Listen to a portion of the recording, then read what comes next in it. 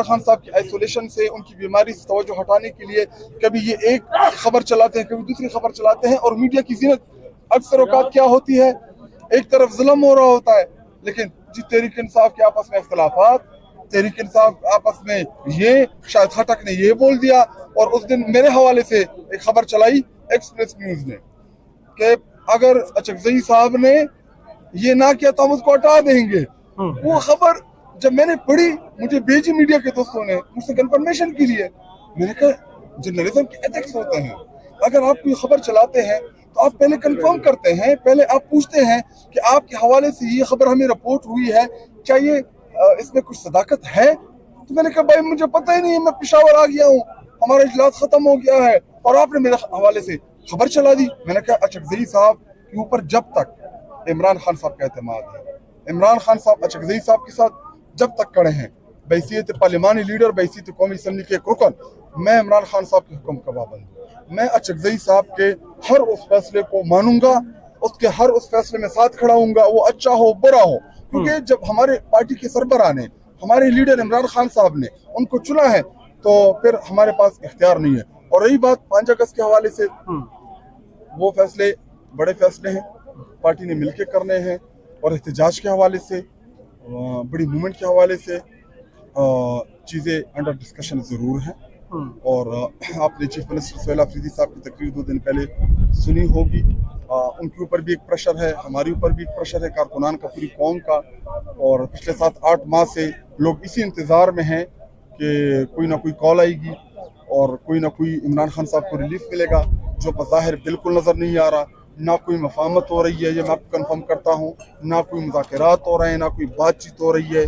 और हमने भरपूर कोशिश की कि इमरान खान साहब की जो आइसोलेशन है, उनकी जो बीमारी है, उनको अस्पताल शिफ्ट किया जाए। लेकिन मुझे नहीं लगता कि ये जालिम जो सिस्टम के ऊपर काबिज हैं, ये इतनी आसानी से इमरान खान साहब को अस्पताल लेके जाएंगे। तो मैं बार बार हर फोरम के ऊपर बोलता भी हूँ, निशानदही भी करता हूँ, अपने कारकुनान की जो जज्बात हैं उनकी तर्जुमानी भी करता हूँ। और उम्मीद भी रखता हूँ क़यादत से भी। सुहेल अफरीदी मेरा भाई भी है, चीफ मिनिस्टर भी है, और मैं बड़ा करीबी भी हूँ, आप सबको पता है। और उनसे भी अक्सर औकात इन चीज़ों के ऊपर डिस्कशन भी होती है। और 2-3 दिन पहले भी हमारी इस हवाले से बड़ी सीरियस डिस्कशन हुई है। मेरे ख्याल में अब वक्त आ गया है कि मज़ीद वक्त ना ज़ाया किया। हम तो इधर मौजूद हैं, लेकिन मेरे ख्याल में जेल के अंदर से कोई भी मुलाकात के हवाले से पैगाम नहीं आया। और ये चॉइस, इसका इख्तियार किसने दिया है, जेल सुपरडेंट को या जेल इंतज़ामिया को, कि आप एक बहन को मिलाएं और तीनों बहनों को ना मिलाएं? पहली बात।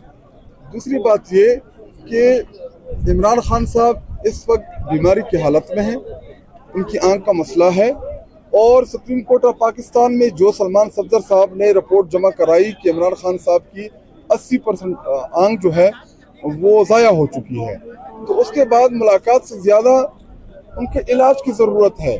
और इलाज भी फैमिली की मौजूदगी में और उनकी ज़ाती डॉक्टर जो उनके मालिज हैं उनसे कराया जाए, ताकि पता चले, तशख़ीस हो कि इमरान खान साहब किस हालत में पड़े हैं, उनकी आंख का क्या मसला है, उनकी सेहत कैसी है। अगर इसलिए सिर्फ आप किसी एक बहन को या किसी दूसरे ऐसे शख्सियत को आप अंदर लेके जाना चाह रहे हैं जिससे आप अपने मकासद हासिल करना चाह रहे हैं।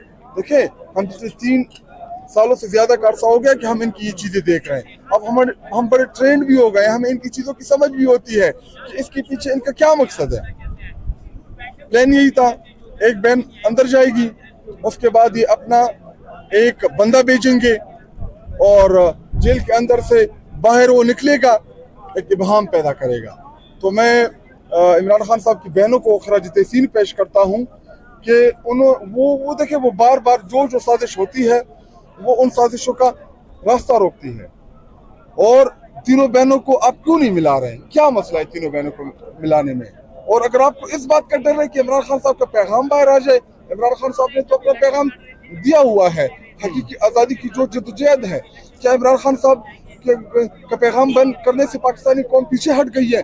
बिल्कुल नहीं हटी, आज भी कड़ी है। आपको क्या लगता है कि लोग डर जाएंगे? नहीं डर रहे हैं। देखिए, आज भी बड़ी तादाद में लोग मौजूद हैं, तो ना कौम पीछे हटने वाली है ना डरने वाली है और ना इमरान खान साहब को तनहा छोड़ने वाली है। अच्छा खटक साहब, आप ये बताएं, 23 जून को फैसला होता है, पाकिस्तान तहरीक इंसाफ को बल्ले का निशान दे दिया जाता है आज़ाद कश्मीर में, 29 को एक फैसला आता है, दोबारा निशान ले लिया जाता है, मतलब वहाँ पे ग्राउंड नहीं है, फिर आपको इलेक्शन लड़ने के लिए क्या कहेंगे इस बारे में? इस हवाले से आज पार्टी का एक इजलास तलब है, सलमान राजा साहब ने तलब किया है, तो उसमें फैसला होगा। देखिए तहरीक इंसाफ वो फैसला करेगी जो कश्मीर के अवाम के ऐन उमंगों के मुताबिक होगा, क्योंकि हम सबसे मकबूल जमात हैं। कश्मीर के अवाम तहरीक इंसाफ और इमरान खान साहब के साथ खड़ी है, तो जो फैसला कश्मीर के अवाम का फैसला होगा वही फैसला तहरीक इंसाफ का फैसला होगा। और ये लेवल प्लेइंग फील्ड जो है, गिलगित में आपने देखा हमारे मैंडेट के ऊपर डाका डाला गया, 8 फरवरी को आपने देखा पाकिस्तानी कौम ने एज अ कौम सब ने इमरान खान साहब को 2/3 मेजॉरिटी दी। उन्होंने पहले फॉर्म 47 के जरिए हमारे मैंडेट के ऊपर डाका डाला, फिर हमारे लोगों को नाअहल किया गया, फिर हमसे हमारे हिस्से की मखसूस नशिस्तें ली गई, फिर 26वीं आईनी तरमीम कराई गई, फिर 27वीं कराई गई, अब 28 की बात गश्त है। तो ये वो तमाम चीज़ें हैं जिनके खिलाफ हमारी जदोजहद है। तो इमरान खान साहब ने जो हकीकी आज़ादी का जो नारा लगाया था, जो बयानिया दिया था, जो अवाम को उन्होंने समझाई, अभी हमें अंदाजा हो रहा है कि हकीकी आज़ादी का क्या मतलब है। यही है वो हकीकी आज़ादी कि जहाँ पे आपका मैंडेट चोरी ना हो, जहाँ पे ताकत का सरचश्मा जो है वो अवाम। अच्छा ये बताइएगा, इस वक्त सब देखिए हम भरपूर कोशिश कर रहे हैं कि इमरान खान साहब से मुलाकातें जो हैं वो बहाल हो। पॉलिटिकल लोग अदालतों गए, हमारे वकला अदालत गए, फैमिली अदालत गई, चीफ मिनिस्टर सैल अफरीदी साहब अदालत गए। अगर अदालत के अहकामात ये नहीं मान रहे तो आप बता दें कि कैसे ये मुलाकात मुमकिन होगी? क्या हम अडियाला की दीवारें गिरा दें? क्या हम जेल के दरवाजे तोड़ दें? देखिए ये काम तो अदालतों का है। देखिए फैसले तो इम्प्लीमेंट कराना अदालतों की जिम्मेदारी है। ये तो इस्लामाबाद हाई कोर्ट के उन जजेस, उस बेंच की तौहीन है कि जिसने रोटा बनाया, अब उनके फैसले जो हैं वो इम्प्लीमेंट नहीं हो रहे। हम 16-17 दफा कंटेम्प्ट ऑफ कोर्ट गए, हमने अदालतों का दरवाजा खटखटाया। तो देखिए इमरान खान साहब जो है वो पाकिस्तान की सबसे मकबूल लीडर हैं, वो पाकिस्तान की सबसे बड़ी जमात की सरबराह हैं। तो ये सवाल अगर मैं आपसे पूछूं कि अगर इस मुल्क में ना आईन रहा ना कानून रहा, कोई भी मुझे आप कोई भी ऐसा फोरम दिखाए कि जिधर हम ना गए, स्पीकर असेंबली बेख्तियार, जुडिशरी बेख्तियार, पॉलिटिकल हुकूमत बेख्तियार, हम किधर जाएं? हमारे पास रास्ता कौन सा बचता है? एक ही रास्ता बचता है ना, एहतजाज का। उसके बाद फिर क्या कहेंगे? फसाद करते हैं, फितना करते हैं, फिर हमारे खिलाफ ये बयानियां बनाएंगे। और जो सबसे इम्पोर्टेंट खबर, जो सबसे इम्पोर्टेंट खबर जो मीडिया की जीनत बननी चाहिए, स्पेशली जो हमारे इंडिपेंडेंट जर्नलिस्ट हैं, इंडिपेंडेंट जो हमारी मीडिया है, स्पेशली आप लोग जो हक और सच आवाम के सामने लेके आते हैं। पंजाब में ये जो काला कानून पास करने जा रहे थे, जिससे स्पीकर सूबाई असेंबली जाली है को, लेकिन वो भी बेखबर। और ऐसा कानून, देखिए ये कानून FCR का कानून था जो एक्स पार्टा में हुआ करता था कि अगर मैंने कोई जुर्म किया, आप मेरे पूरे खानदान को उठा के ले जाएं। ये कानून, ये काला कानून, इसको खैबर पख्तूनख्वा में, कबायली अजला में इसको लोग काला कानून कहते थे कि अगर किसी ने जुर्म किया, आप FCR के तहत उनको उठा लें, आप उनकी जायदादें जब्त कर लें, आप उनके ऊपर कब्जा कर लें। और वही कानून उसकी रिमॉडलिंग करके अब हमारे पाकिस्तान के सबसे बड़े सूबे जिसकी 12-13 करोड़ आबादी है, उन लोगों के ऊपर ये वो कानून नाफिज कर रहे हैं।